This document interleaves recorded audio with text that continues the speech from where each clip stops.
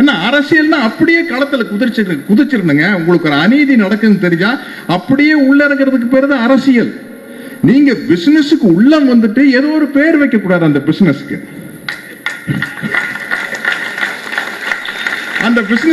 ஏதோ ஒரு பேர் வைக்க கூடாது இல்லையா?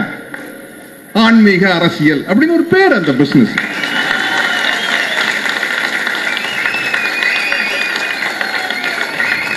எனக்கும் கூட நான் நினைச்ச வரைக்கும் ஆன்மீக அரசியல் என்னன்னு எனக்கு தோணுதுன்னா, இரும்பு கரம் கொண்டு அடக்குவதல்ல ஆன்மீக அரசியல், அன்பு கரம் கொண்டு அரவணைப்பதுதான் ஆன்மீக அரசியல்.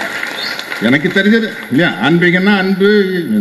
நமக்கு என்ன, நம்ம நிம்மதியை தேடி எங்கேயோ மலைக்கெல்லாம போறோம். ஏன்னா நம்மளுக்கு தெளிவா இருக்குது. இங்க பெரியார் திடல்ல படிச்சவங்க, நான் இப்பவே நிம்மதியா தான் இருப்பேன். எனக்கு எங்கேயும் போகண்ட. காலையில பல் விளக்கில் நிம்மதியா விளக்குவேன், ஷேவ் பண்ணியில் நிம்மதியா ஷேவ், இட்லி தோசை சாப்பிட்டு நிம்மதியா சாப்பிடுவேன். என்ன தெளிவா இருக்குது. ஐயா கொடுத்த அறிவு, தந்தை பெரியார் கொடுத்த அறிவு.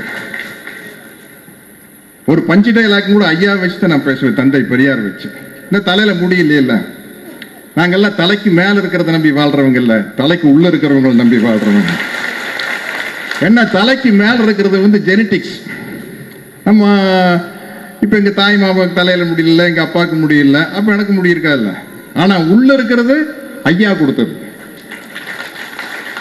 அது கொட்டாது, வளர்ந்துட்டு தான் இருக்கும்.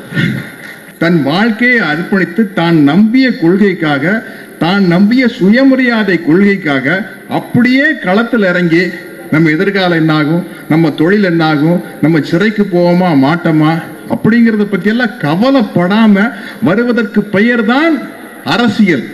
அதுதான் சமூக சேவை. திட்டம் போட்டு கணக்கு போட்டு வர்றதுக்கு பேரு அரசியல் அல்ல, அது பிசினஸ்.